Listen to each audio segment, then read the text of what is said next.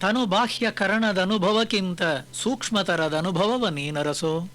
ನೋಡು, ಪರಮಾತ್ಮನನ್ನು ನಂಬುವಂತಹದ್ದು ನಮ್ಮ ಲಾಭಕ್ಕಾಗಿ. ನನ್ನ ಅಂತಃಕರಣನ್ನುವಂತಹ ಮನಸ್ಸು ಬುದ್ಧಿ ಅದು ನಿಜವಾದ ಆನಂದವನ್ನು ಪಡೆಯಬೇಕು, ಪೂರ್ಣ ಸುಖವನ್ನು ಪಡ್ಕೊಳ್ಬೇಕು, ತನ್ನ ಜೀವಭಾವವನ್ನು ಮರೆಯಬೇಕು, ತನ್ನ ಬೇರೆತನವನ್ನು ಮರೆಯಬೇಕು. ಈ ದೃಷ್ಟಿಯಿಂದ ಕಣೋ ಪರಮಾತ್ಮನನ್ನ ಭಜಿಸು. ಭಜಿಸಿ ಬದುಕೆಲು ಮನುಜ ಮನಮುಟ್ಟಿ ಹರಿಯ ದಾಸೋಕ್ತಿದು.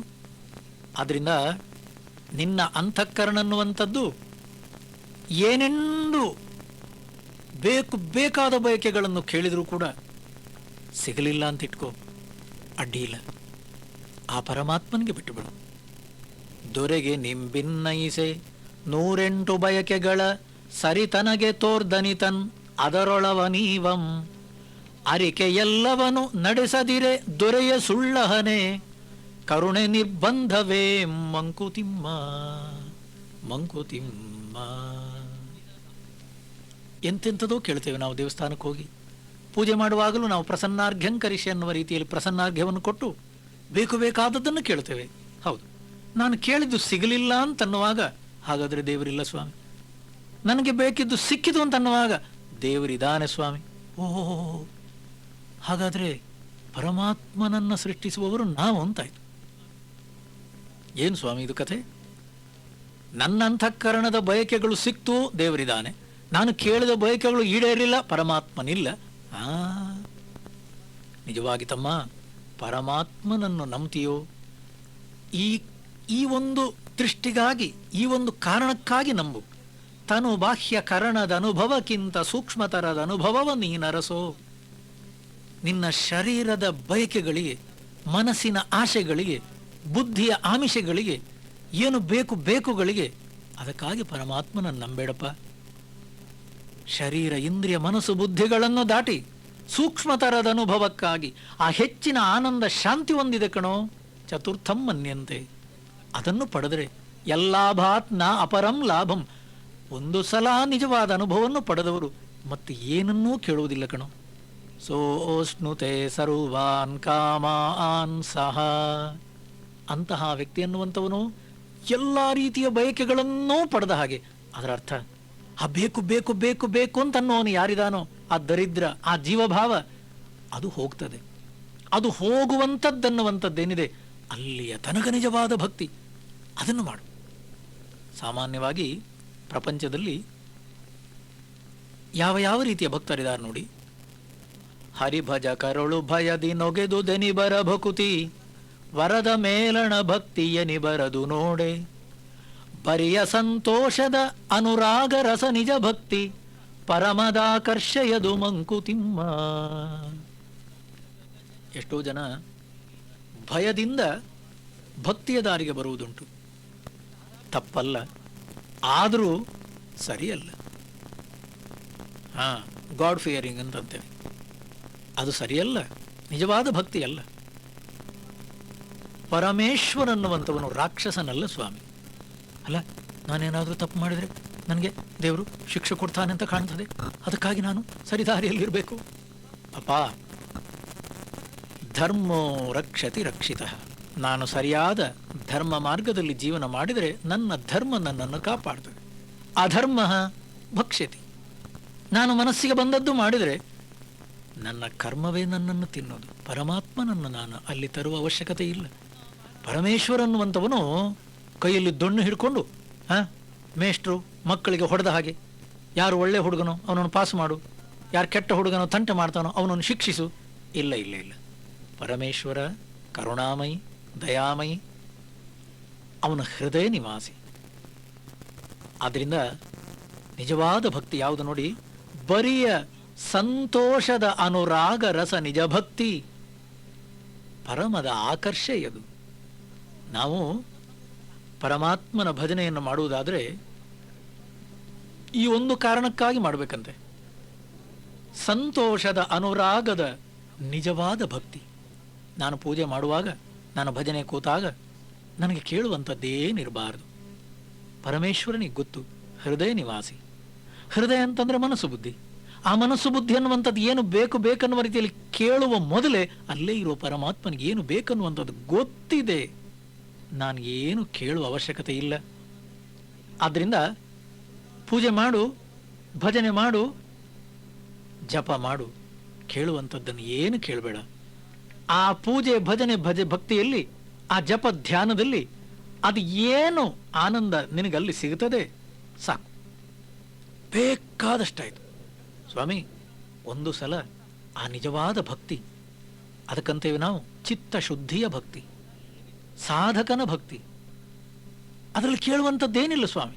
ಮತ್ತೆ ಮತ್ತೆ ಭಜನೆ ಮಾಡೋಣ, ಮತ್ತೆ ಮತ್ತೆ ಜಪ ಕೂತ್ಕೊಳ್ಳೋಣ, ಮತ್ತೆ ಮತ್ತೆ ಪೂಜೆ ಮಾಡೋಣ. ಏನಕ್ಕೆ? ಸಂತೋಷ, ಆನಂದ, ಸಂತೃಪ್ತಿ, ಸುಖ. ಆ ಮನಸ್ಸು ಬುದ್ಧಿ ಅನ್ನುವಂಥದ್ದು ತನ್ನ ನೋವು ಬೇನೆಗಳನ್ನು ಮರೆತು ಆ ಪೂಜೆಯಲ್ಲಿ ಒಂದಾಗಿ ನಿಂತಾಗ ಆತ್ಮನಲ್ಲಿ ಆ ಆನಂದವೇ ಬೇರೆ. ಆತ್ಮ ರಾಮ ಆನಂದ ರಮಣ. ಆನಂದವನ್ನು ಪಡೆದವರು ಮತ್ತೆ ಮತ್ತೆ ಭಜನೆಗೆ ಕೂಡ್ತಾರೆ, ಮತ್ತೆ ಮತ್ತೆ ಪೂಜೆಗೆ ಹೋಗ್ತಾರೆ. ಅವರಿಗೆ ಕೇಳುವಂಥದ್ದೇನಿಲ್ಲ. ಅದಕ್ಕೊಂದು ದೃಷ್ಟಾಂತವನ್ನು ಕೊಡ್ತಾರೆ ನೋಡಿ DVG ಅವರು. ಸುತೆಯ ಪೋಷಿಸಿ ಬೆಳೆಸಿ ಧನ ಕನಕದೊಡೆ ಅವಳನ್ ಇತರ ಗೃಹ ಕಿತ್ತು ನಿಂಗ್ ಕೇಳುವ ಮುಯ್ಯೇನೋ, ಪ್ರತಿಫಲವು ಬೇರೇಕೆ ಸುಕೃತಕದು ತಾನೆ ಫಲ, ಹಿತ ಮನದ ಪಾಕಕದು ಮಂಕುತಿಮ್ಮ. ನನ್ನ ಮಗಳನ್ನು ನಾನು ಬೆಳೆಸಿ 18-20 ವರ್ಷಗಳ ತನಕ ಅವಳಿಗೆ ಒಳ್ಳೆ ಆಹಾರ ಕೊಟ್ಟು, ಚಂದದಲ್ಲಿ ಅವಳಿಗೆ ವಿದ್ಯಾಭ್ಯಾಸವನ್ನು ಕೊಟ್ಟು, ಸ್ವಲ್ಪ ಧನ ಕನಕದ ಜೊತೆಯಲ್ಲಿ ಒಳ್ಳೆಯ ಹುಡುಗನನ್ನು ನೋಡಿ ಒಂದು ಮನೆಗೆ ನಾನು ಕಳಿಸ್ಕೊಡ್ಬೇಕು, ಮದುವೆ ಅಂತಂತೇವೆ. ಆ ರೀತಿಯಲ್ಲಿ ಅವಳನ್ನ ಒಳ್ಳೆಯ ಮನೆಗೆ ಕಳಿಸಿಕೊಟ್ಟ ಮೇಲೆ ನೀನ್ ಕೇಳುವ ಮುಯ್ಯೇನೋ, ಇನ್ನೇನು ಬೇಕು ನಿನಗೆ ಸ್ವಾಮಿ? ಮತ್ತೇನು ಬೇಕು ಅಂತ ತಂದೆಗೆ? ಒಳ್ಳೆಯ ಗಂಡ ಸಿಕ್ಕಿದಾನೆ, ಒಳ್ಳೆಯ ಮನೆ ಸಿಕ್ಕಿದೆ, ಮಗು ಹಾಯಾಗಿದೆ, ಸಾಕು, ಅಷ್ಟೇ ತಾಕತಾನೆ. ಇನ್ನೇನು ಬೇಕು ನೀವು ಕೇಳುವಂಥದ್ದು? ಪ್ರತಿಫಲವು ಬೇರೇಕೆ? ಈ ರೀತಿ ಇರಬೇಕಂತೆ ಸ್ವಾಮಿ ಪೂಜೆಯಲ್ಲಿ. ಪೂಜೆ, ಭಜನೆ, ಜಪ, ಧ್ಯಾನ ಅನ್ನುವ ಸಾಧನೆಯಲ್ಲಿ ನಾನಿಷ್ಟು ಪೂಜೆ ಮಾಡಿದೆ, ಇಷ್ಟು ಕೋಟಿ ಜಪ ಮಾಡಿದೆ, ದೇವ್ರು ಏಕೆ ಯಾಕೆ ಮಾಡ್ದ, ದೇವ್ರು ನನ್ನ ಕೈ ಬಿಟ್ಟೆ ಯಾಕೆ, ಓಹೋ, ಸುಕೃತಕದು ತಾನೇ ಫಲ. ತಮ್ಮ, ನೀನು ಭಜನೆ ಮಾಡಿದ್ದೀಯೋ, ಪೂಜೆ ಮಾಡಿದ್ದೀಯೋ, ಜಪ ಕೂತಿದ್ದೀಯೋ ತಮ್ಮ, ಆ ಪೂಜೆ ಭಜನೆ ಜಪದಲ್ಲಿ ಆ ಮನಸ್ಸು ಪ್ರಶಾಂತವಾಗಿ ನಿಂತಾಗ, ನಿನ್ನ ನೋವು ಬೇನೆಗಳೆಲ್ಲ ಮರೆತು ಒಳಗಿನ ಆನಂದವನ್ನು ನೀನು ಅನುಭವಿಸುವಾಗ ಅದು ಎಷ್ಟು ಸಂತೋಷ ಪಟ್ಟಿದೆ, ಅದು ಎಷ್ಟು ಆನಂದವಾದ ರೀತಿಯಲ್ಲಿ ನಿಂತಿದೆ, ಪರಮಾತ್ಮನಲ್ಲಿ ಒಂದಾಗಿ ನಿಂತಿದೆ. ಇದಕ್ಕಿಂತ ಹೆಚ್ಚಿನ ಲಾಭ ಇನ್ನೇನು ಬೇಕಣೋ? ಹಿತ ಮನದ ಪಾಕಕದು. ಮನಸ್ಸು ಬುದ್ಧಿ ಪಕ್ವವಾಗುವುದಕ್ಕೆ ನಿಜವಾದ ದಾರಿ ಇದು. ಪೂಜೆ ಭಜನೆಯಲ್ಲಿ, ಜಪ ಸಾಧನೆಯಲ್ಲಿ, ನಮ್ಮ ಭಕ್ತಿಯಲ್ಲಿ ನಾವು ಏನೇನೂ ಕೇಳಬಾರದು. ಪೂಜೆ ಮಾಡೋಣ, ಭಜನೆ ಮಾಡೋಣ, ಎಲ್ಲವನ್ನು ಮಾಡಿ ನಾರಾಯಣ ಏತಿ ಸಮರ್ಪಯಾಮಿ. ಬಿಟ್ಟುಬಿಡಿ. ನಾನಿಷ್ಟು ಪೂಜೆ ಮಾಡಿದೆ, ಭಜನೆ ಮಾಡಿದೆ, ಇಷ್ಟು ನಾನು ಜಪ ಮಾಡಿ ನನಗೆ ದೇವರು ಇಂತಹ ರೀತಿಯ ಕಷ್ಟಗಳನ್ನು ಕೊಟ್ಟಿದ್ದಾನೆ. ಇಲ್ಲಿ ನೋಡು, ಇಲ್ಲಿ ಕೇಳು. ಜೀವಸತ್ವದ ಅಪಾರ ಭಂಡಾರ ಒಂದಿಹುದು, ಸಾವಕಾರನ ದೃಷ್ಟನ್ ಅದನಾಳುತಿಹನು, ಅವಶ್ಯಕದ ಕಡವನು ಅವ ನೀವು ದುಂಟಂತೆ, ನಾವೊಲಿಪುದೆಂತವನ ಮಂಕುತಿಮ್ಮ. ಸೃಷ್ಟಿ ಅದ್ಭುತ ಶಕ್ತಿಯುಳ್ಳೊರುವನಿರಲು, ನಮ್ಮಿಷ್ಟಗಳ ನರಿತು ನೀಡುವುದು ಅವನಿಗೆ ಅರಿದೆ. ಇಷ್ಟವಾತನೊಳು ಉದಿಸುವಂತೆ ಚೋದಿಪುದೆಂತೋ, ಕಷ್ಟ ನಮಗಿಹುದಷ್ಟೇ ಮಂಕುತಿಮ್ಮ. ಸ್ವಾಮಿ, ಜೀವಸತ್ವದ ಅಪಾರ ಭಂಡಾರ ಹೊಂದಿಹುದು, ಬೇಕಾದ ರೀತಿಯಲ್ಲಿ ಕೊಡುವಂತಹ ಕಲ್ಪದ್ರುಮ, ಕಲ್ಪತರು ಆ ಪರಮೇಶ್ವರನಂತೆ. ಹೌದು ಸ್ವಾಮಿ, ಅವನ ಹತ್ರ ಹೋಗಿ ನಮ್ಮಿಷ್ಟಗಳನ್ನು ಚೋದಿಪುದೆಂತು ಕೇಳುವುದು ಹೇಗೆ? ಇದೇ ನಮಗಿರುವುದು ಕಷ್ಟ ಸ್ವಾಮಿ, ಇದ್ದೇ ನಮಗೆ ಬೇಕಾದ್ದು. ಆ ಪರಮಾತ್ಮನ ಹತ್ರ ಹೋಗಿ ಏನೇನು ಬೇಕನ್ನುವಂಥದ್ದನ್ನು ಒಂದೇ ಸಲ ಕೇಳನ್ನುವಂಥ ರೀತಿಯಲ್ಲಿ ಮನಸ್ಸಿಗೆ ಆಸೆ ಇದೆ. ಆದರೆ ಕೊಡ್ತಾನಂತೆ, ಇಲ್ಲ ಅಂತಲ್ಲ, ಆದರೆ ಅವನು ಕೊಡುವುದಕ್ಕೆ ಸರಿಯಾದ ರೀತಿಯಲ್ಲಿ ನಾನು ಏನು ಕೇಳಬೇಕು ಸ್ವಾಮಿ, ಅದು ನನಗೆ ಅರಿವಿಲ್ವೇ? ಈ ಕಷ್ಟ ನಮಗೆ ಇಹುದಷ್ಟೇ, ಅದೇ ನಮ್ಮ ಕಷ್ಟ ಸ್ವಾಮಿ. ಏಯ್, ಅದು ಭಕ್ತಿ ಅಲ್ಲ ಕಣೋ. ಪರಮಾತ್ಮ ನಿಧಾನ ಸತ್ಯ, ಹೃದಯದಲ್ಲಿ ನಿಧಾನ ಸತ್ಯ, ಅಪಾರ ಭಂಡಾರವೂ ಸತ್ಯ, ಕಲ್ಪದ್ರುಮನೂ ಹೌದು, ಕಾಮಧೇನೂ ಹೌದು. ನೀನು ಕೇಳಿದ್ದನ್ನು ಕೊಡುವಂತಹ ಪರಮೇಶ್ವರ ಹೃದಯದಲ್ಲೇ ಇದ್ದಾನೆ ಸತ್ಯ. ಆದರೆ ನೋಡು, ಇಲ್ಲಿ ನೋಡು, ನಾವು ಕೇಳಬಾರದು, ಅದು ಮುಖ್ಯ. ಪೂಜೆ ಭಜನೆ ವ್ಯಾಪಾರವಲ್ಲ.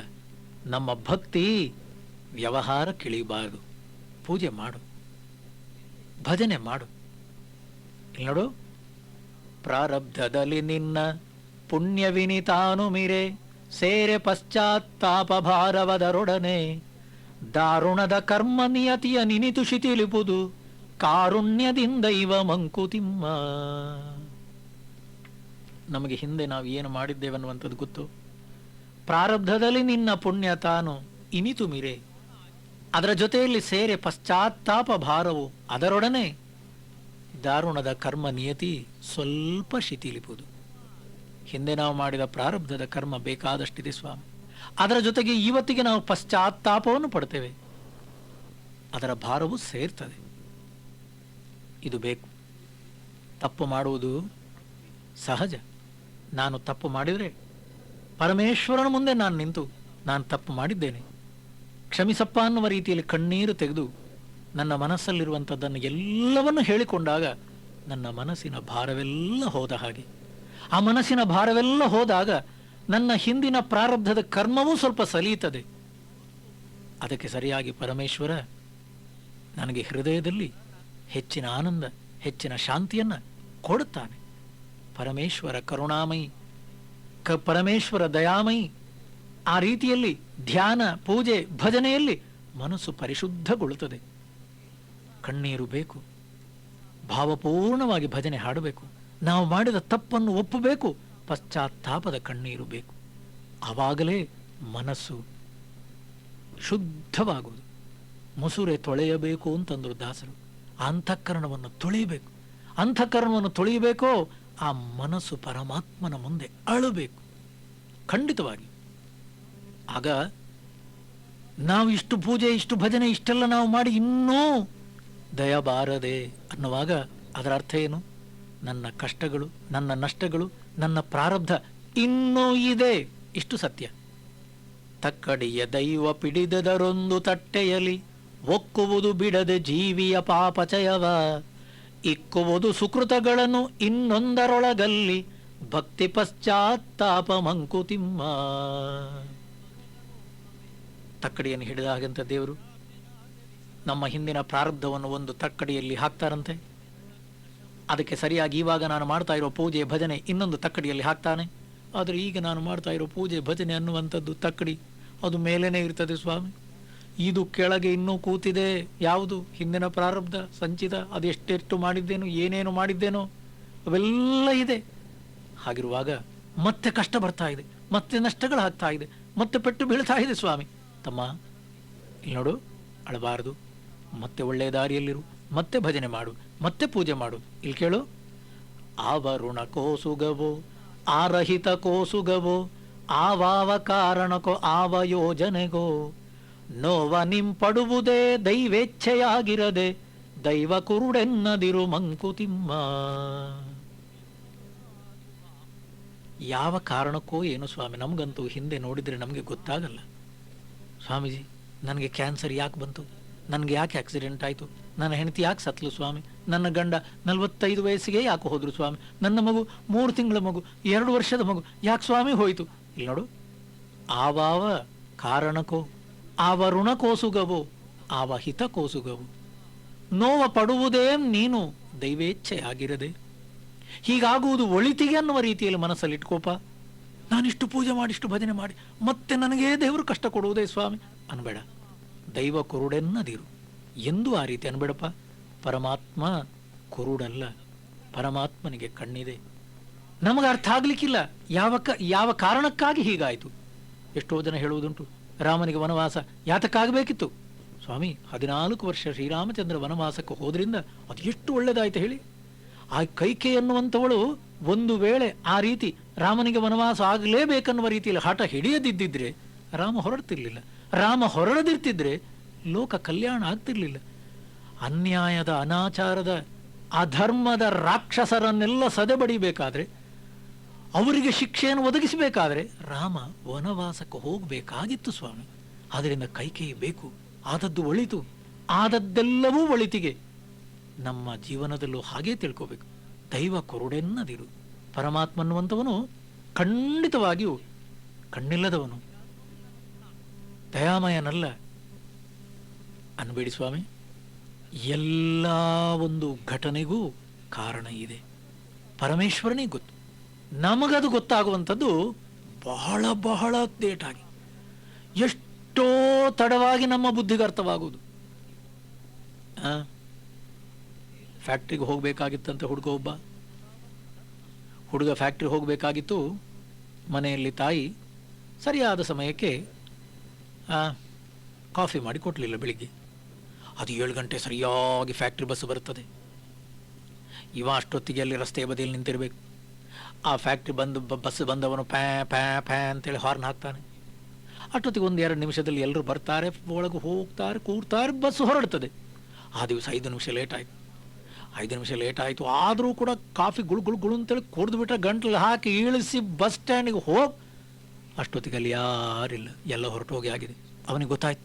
ಏನು ಹೇಳಿ, ಈ ಅಮ್ಮ ಹಾಳಾದಮ್ಮ, ಇವಳು ಯಾವತ್ತೂ ಲೇಟ್ ಮಾಡ್ತಾ ಇರೋದು, ನಮಗೆ ಕಾಫಿ ಸರಿಯಾದ ಟೈಮಿಗೆ ಕೊಡ್ತಾನಿರೋ ಗುಣ್ಗುಣ್ ಅಂತ ಹೇಳ್ಕೊಂಡು ಬಂದ. ಆ ದಿವಸ ಫ್ಯಾಕ್ಟ್ರಿ ಹೋಯ್ತು ಅಂತೇಳಿ ಮನೆಗೆ ಬಂದು ಪೇಪರೆಲ್ಲ ಬಿಡಿಸಿ ಓದ್ತಾ ಇರುವಷ್ಟು ಹೊತ್ತಿಗೆ ಫೋನ್ ಬಂತು. ಏನು ಫೋನ್ ಬರಬೇಕು ಹೇಳಿ? ಆ ಫ್ಯಾಕ್ಟ್ರಿ ಬಸ್ಸು ಹೋಗುವಾಗ ದಾರಿಯಲ್ಲಿ ಆಕ್ಸಿಡೆಂಟ್ ಆಗಿ ಬ್ರಿಡ್ಜಿಂದ ಕೆಳಗೆ ಬಿದ್ದು ಅದರಲ್ಲಿ 40 ಜನ ಸತ್ತು ಹೋದ್ರು. ಅಯ್ಯಪ್ಪೋ, ಅಮ್ಮ ನೀನು ನನ್ನನ್ನು ಕಾಪಾಡಿದೆ, ಅಮ್ಮ ನಿನ್ನನ್ನು ಕಾಪಾಡಿದೆ, ಅಮ್ಮನನ್ನು ಹೋಗಿ ಪೀಡಿತಾನಂತವ. ಇಷ್ಟೊತ್ತಿಗೆ ಅಮ್ಮನಿಗೆ ಶಾಪ ಹಾಡ್ದ ಇವನೇ. ಸ್ವಾಮಿ, ಹೊರ ಪ್ರಪಂಚದಲ್ಲಿ ಎಲ್ಲ ಹೀಗೇನೆ, ಎಲ್ಲವೂ ಹೀಗೇನೆ. ನಮ್ಮ ಮನಸ್ಸು ಬುದ್ಧಿಗೆ ಏನು ಅಂತ ಅರ್ಥ ಆಗದಿದ್ದಾಗ ಪರಮೇಶ್ವರನನ್ನು ನಾವು ಬೈಬಾರ್ದು. ಏನಾಗಿದೆ, ಯಾಕಾಗಿದೆ? ನಿನ್ನೇಳು ಬೀಳುಗಳು, ನಿನ್ನ ಸೊಗಗೋಳುಗಳು, ನಿನ್ನೊಬ್ಬನೋ ಸುಗವೇ ನಡೆವ ಯೋಜನೆಯೇ. ಇನ್ನದೆನಿಬರ ಜೀವ ಪಾಕವದರಿಂದೇನಹುದು ಛನ್ನವಾರಣ ಮಾರ್ಗ ಮಂಕುತಿಮ್ಮ. ಕರ್ಮ ಮಾರ್ಗ ಆಚ್ಛನ್ನ, ಅದು ನಮಗೆ ಕಾಣಲ್ಲ ಸ್ವಾಮಿ. ನಮಗೊಬ್ಬನಿಗಾಗೆಲ್ಲ ಪ್ರಪಂಚ ನಡೀತಾ ಇರುವುದು ನೆನಪಿರಲಿ. ನಿನ್ನೊಬ್ಬನೋ ಸುಗವೇ ನಡೆವ ಯೋಜನೆಯೇ. ಈ ಪ್ರಪಂಚದಲ್ಲಿ ಎಷ್ಟು ಜನ ಇದ್ದಾರೆ ಸ್ವಾಮಿ, ಎಷ್ಟು ಜೀವರಾಶಿಗಳಿದ್ದಾವೆ. ಅವರೆಲ್ಲರ ಕರ್ಮ ಧರ್ಮ, ಅವರೆಲ್ಲರ ಪಾಪ ಪುಣ್ಯ, ಇವೆಲ್ಲವನ್ನು ನೋಡಿಕೊಂಡು ನಮ್ಮ ಕರ್ಮ ಫಲವನ್ನು ಪರಮೇಶ್ವರ ಕೊಡ್ತಾ ಇರು. ಎಷ್ಟೋ ಜನ ಕೇಳೋದುಂಟು, ಸ್ವಾಮೀಜಿ ನಾವು ಯಾವ ತಪ್ಪನ್ನು ಮಾಡಿಲ್ಲ, ಯಾರಿಗೂ ನಾವು ಕೆಟ್ಟದ್ದನ್ನು ಮಾಡಿಲ್ಲ, ನಾವು ಕನಸಲ್ಲೂ ಕೂಡ ಯಾರಿಗೂ ನಾವು ಕೆಡುಕನ್ನು ನಾವು ಬಯಸಲಿಲ್ಲ ಸ್ವಾಮಿ, ನಮಗೆ ಯಾಕೆ ದೇವರು ಹೀಗೆ ಮಾಡಿದ, ಕೆಟ್ಟದ್ದು ಯಾಕೆ ಆಗ್ತಾ ಇದೆ ನಮಗೆ?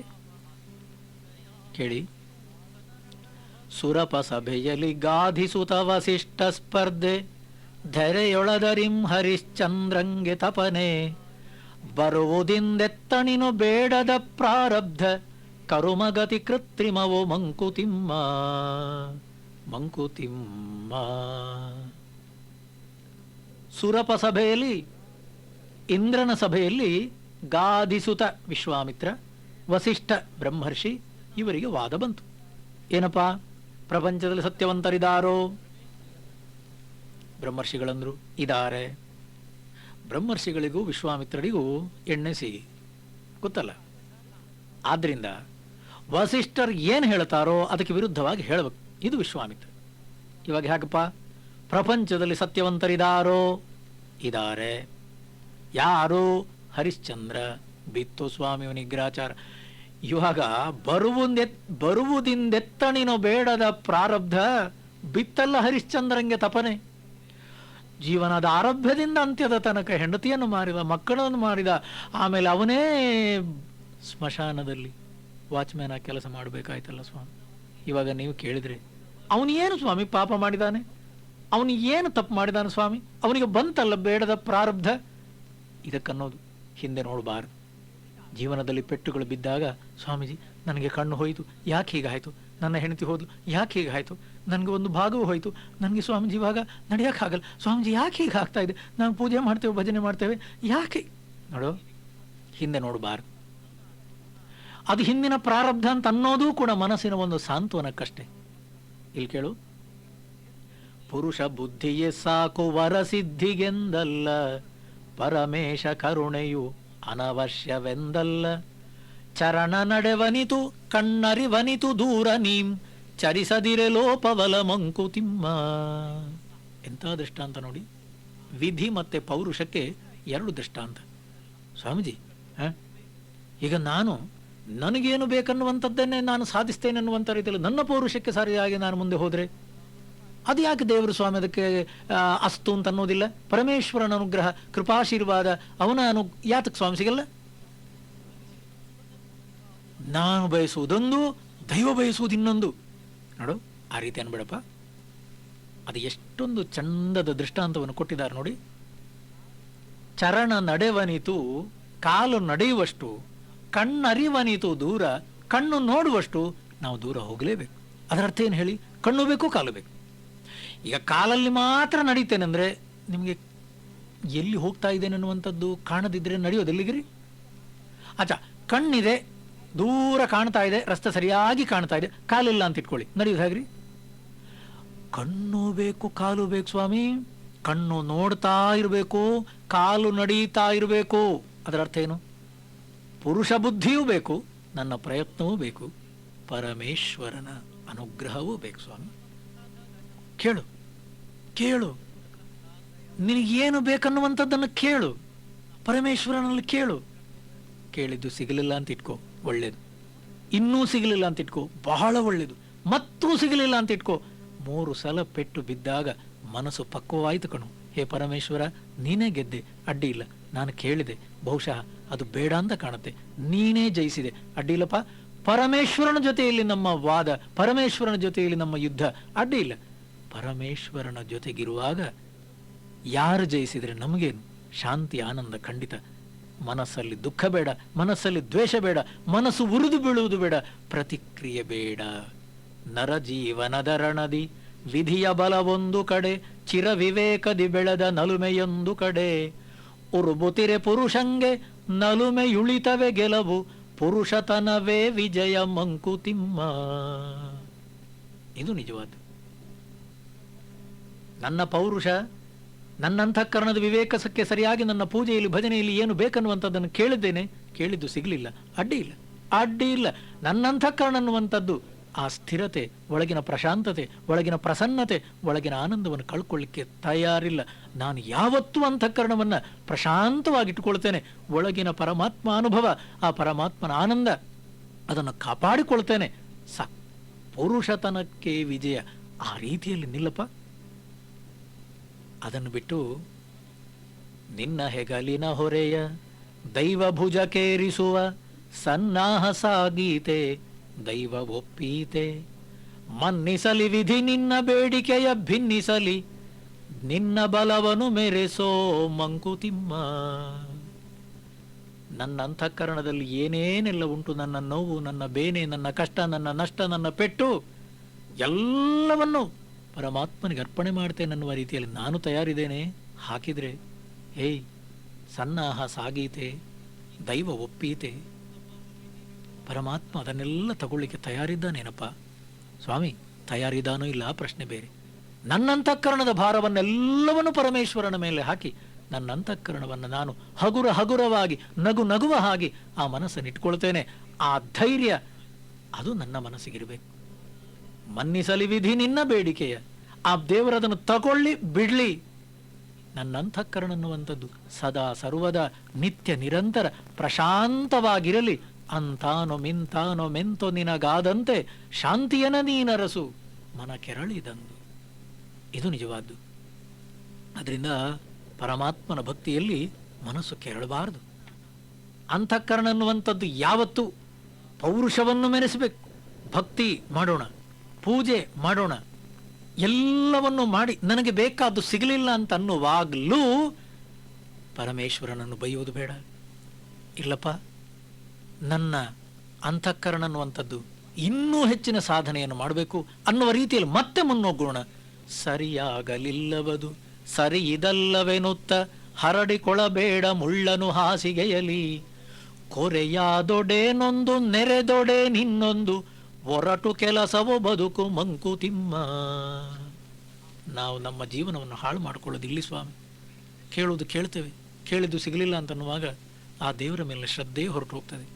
ಗೋಳೋ ಅಂತ ಅಳ್ತೇವೆ, ಮನಸ್ಸಲ್ಲಿ ನರಕವನ್ನು ಮಾಡಿಕೊಳ್ತೇವೆ. ನಮ್ಮ ಮನಸ್ಸನ್ನುವಂಥದ್ದು ಅದು ಅಂಥವಲ್ಲ, ಎಲ್ಲ ಹೊಲಸು ಸ್ವಾಮಿ. ಯಾಕೆ ಹೀಗೆ ಆಗ್ತಾ ಇದೆ? ದೇವರು ಕಣ್ಣು ತೆರೀತಾ ಇಲ್ಲ. ನಾನಿಷ್ಟು ಪೂಜೆ ಭಜನೆ ಮಾಡಿ ಕೂಡ ಮತ್ತು ಕಷ್ಟವನ್ನೇ ಕೊಡ್ತಾ ಇದ್ದಾನೆ. ಇದು ಸರಿಯಲ್ಲ ಸ್ವಾಮಿ, ಹಾಗಾಗಬಾರ್ದಿತ್ತು, ಹೀಗಾಗಬೇಕಿತ್ತು. ಓ, ಹರಡಿ ಕೊಡಬೇಡ ಮುಳ್ಳನು ಹಾಸಿಗೆಯಲ್ಲಿ. ಹಾಸಿಗೆ ಅನ್ನುವಂಥದ್ದು ಮೆತ್ತಗಿರಬೇಕು, ಮಲಗಬೇಕು, ಶಾಂತಿಯಲ್ಲಿಂದ ಬಂದಿದ್ದೀಯಾ, ಅಲ್ಲಿ ಮುಳ್ಳನ್ನು ಹಾಕ್ಕೊಂಡು ಮತ್ತೆ ಕೊನೆಗೆ ನೀನೇ ಗೋಳಾಡ್ತೀಯ ತಮ್ಮ. ಅದು ಮಾಡಬೇಡ. ನೀನು ಕೇಳಿದ್ದು ಸಿಕ್ತು, ಒಳ್ಳೇದು. ಸಿಗಲಿಲ್ಲ, ಬಹಳ ಒಳ್ಳೇದು, ಏನು ತೊಂದರೆ ಇಲ್ಲ. ನನ್ನ ಅಂತಃಕರಣದ ಶಾಂತಿ, ಒಳಗಿನ ಪ್ರಶಾಂತತೆ, ಒಳಗಿನ ಪ್ರಸನ್ನತೆ, ನನ್ನ ಆಂತರಿಕ ಸಮಾಧಾನ ಇದನ್ನು ಕಳ್ಕೊಳ್ಳುವುದಿಲ್ಲ. ಆ ದೃಢತೆ ನಮಗಿದೆಯೋ ಅದು ನಿಜವಾದ ಭಕ್ತಿ, ಅದು ನಿಜವಾದ ಭಕ್ತಿ. ತಮ್ಮ, ಗೋಳಾಡಬೇಡ. ಅಷ್ಟ ದಿಗ್ಗಜವೇ ನೀನು, ಆದಿಶೇಷನೇ ನೀನು, ಕಷ್ಟಭಾರವಿದೆಂದು ನಿಟ್ಟುಸಿರ ಬಿಡುವೆ.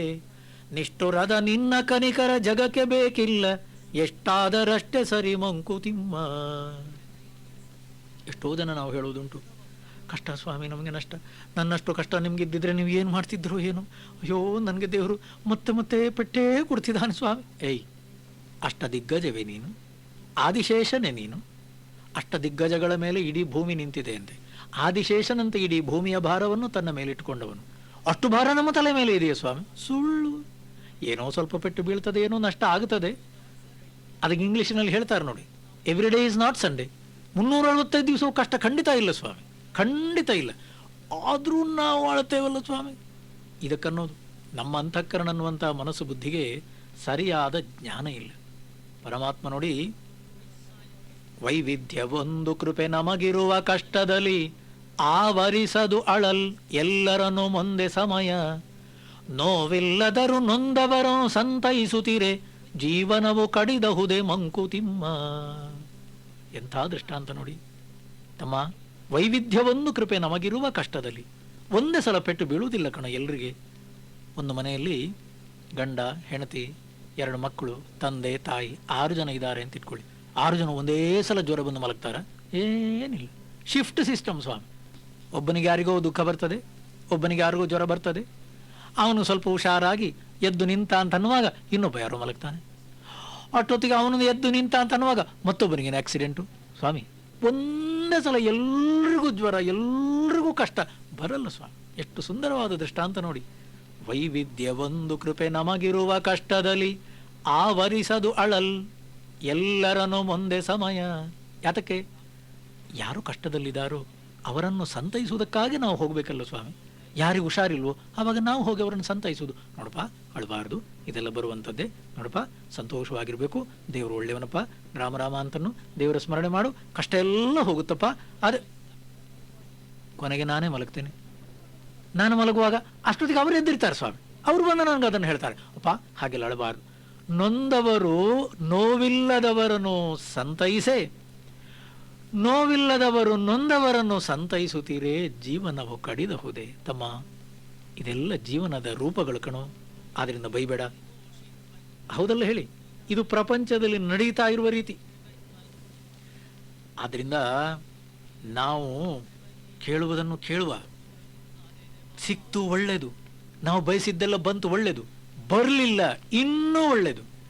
ಬೇಡಿದುದ ನೀವನೀಶ್ವರನೆಂಬ ನಚ್ಚಿಲ್ಲ, ಬೇಡಿಕೊಳೆ ಒಳಿತಾವುದೆಂಬುದರರಿವಿಲ್ಲ. ಕೂಡಿ ಬಂದುದನೆ ನೀನವನಿಚ್ಛೆ ಎಂದುಕೊಳು, ನೀಡುಗೆದೆ ಗಟ್ಟಿಯನು ಮಂಕುತಿಮ್ಮ. ಜೀವನದಲ್ಲಿ ಹೇಗೆ ಆಗ್ತಾ ಇದೋ ಎಲ್ಲವೂ ಹರಿ ಇಚ್ಛೆ, ಎಲ್ಲವೂ ಪರಮಾತ್ಮನಿಚ್ಛೆ. ಆ ರೀತಿಯಲ್ಲಿ ಮನಸ್ಸಿನ ಪ್ರತಿಕ್ರಿಯೆ ಇಲ್ಲದ ರೀತಿಯಲ್ಲಿ ಮನಸ್ಸನ್ನಿಟ್ಕೋ.